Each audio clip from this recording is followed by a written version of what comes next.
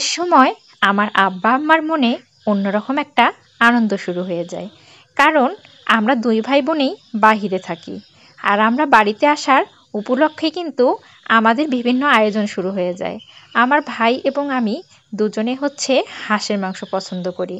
যাই হোক, আমরা পছন্দ করলে কি হবে, তার মধ্যে আবার জামাইও এসে গিয়েছে। সেই উপলক্ষে আমার আম্মা দুইটা হাঁস রেখে দিয়েছিল, যে আমরা সবাই যখন একসঙ্গে বাসায় আসব তখন আমাদেরকে হাঁসের মাংসটা রান্না করে খাওয়াবে। এদিকে আমাদের হচ্ছে রান্নার চাচি এবং আরেক দাদি মিলে হাঁসগুলা হচ্ছে পরিষ্কার করে দিচ্ছে, কারণ হাঁস পরিষ্কার করা অনেক কঠিন বিষয়। হাঁস পরিষ্কার করার ভয়েই অনেকে খেতে চায় না। শহরে যেহেতু প্রসেস করা হাঁস বিক্রি হয়, কিন্তু গ্রামে কিন্তু সেটা হয় না। আমার হচ্ছে আম্মা হচ্ছে হাঁসের মাংসটা খুব সুন্দর করে রান্না করে, খুব মজা হয়।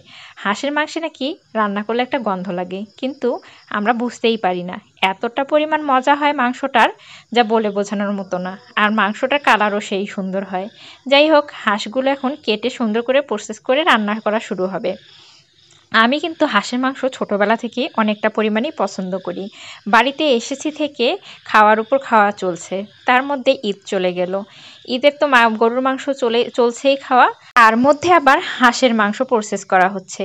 সব মিলে কিন্তু ভালোই লাগছে। তার মধ্যে প্রতিদিন নিজের গাছের আম খাওয়া হচ্ছে ফরমালিন মুক্ত। আর ফরমালিন মুক্ত আমের কিন্তু অন্যরকম একটা টেস্ট। গ্রামে কিন্তু বেশি এবার আম নেই, কারণ ঝড়ে অনেক আম পড়ে গিয়েছিল। আমাদের ঘরের সামনে কয়েকটা গাছ আছে, যে গাছগুলোতে আম রয়েছে। যাই হোক, আমরা আম ভালোই খাচ্ছি। বাড়িতে আসার পর থেকে আম খেয়ে তৃপ্তি পাচ্ছি। এর আগে চট্টগ্রামে থাকতে কিনে এনেছিল আমার হাজব্যান্ড আম, সেগুলো খেয়েছি, ওগুলো ভালো লেগেছিল। যেহেতু হচ্ছে সাতক্ষীরার হিমসাগর আম। আমাদের বাড়িতে কিন্তু সবসময় লোকজনের ভিড় লেগেই থাকে, কারণ হচ্ছে অনেক মানুষ আমাদের বাসায় কাজ করে, তাদের আসা যাওয়া চলে।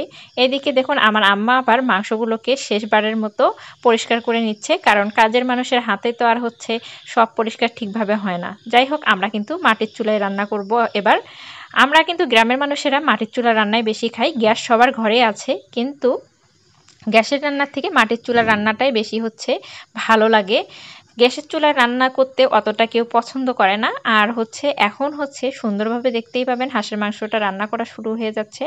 আমি কিন্তু হচ্ছে হাঁসের মাংস রান্না করাটা আমি নিজেও ভালো পারি, কারণ হচ্ছে এগুলো আমি দেখে দেখে অভ্যস্ত হয়ে গিয়েছিলাম, যার কারণে আমার বিয়ের পরে রান্নাবান্না করতে তেমন একটা অসুবিধা হয়নি। যাই হোক, হাঁসের মাংসটা রান্না করার আপনাদেরকে কী দেখাবো। গরুর মাংস যেভাবে রান্না করেন হাঁসের মাংস ঠিক সেভাবে রান্না করবেন।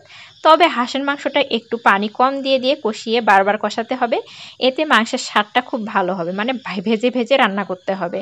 এই যে দেখুন, মাংসগুলো সুন্দর পরিষ্কার করা হয়ে গিয়েছে। মাংসতে কিন্তু কোনো ময়লা নেই, কয়েকবার ধুয়ে পরিষ্কার করা হয়েছে। এবার কিন্তু মাংসটা কিন্তু কড়াইয়ে দিয়ে দেওয়া হয়েছে। তারপরে আস্তে আস্তে আমাদের রান্নার চাচি উনি কিন্তু নেড়ে চেড়ে রান্না করে নিচ্ছেন। আর হচ্ছে ঈদের পর থেকে এত এত মাংস খাওয়া চলছে, যা হচ্ছে আর মাংস খাওয়ার রুচি নেই। যার কারণে আমার আম্মাকে বলেছি আজকে হাঁস দুইটা রান্না করতে, একটু মুখের পরিবর্তন আসুক। আমি হচ্ছে সবার ভিডিওতে দেখেছি সবাই অনেক ব্যস্ত।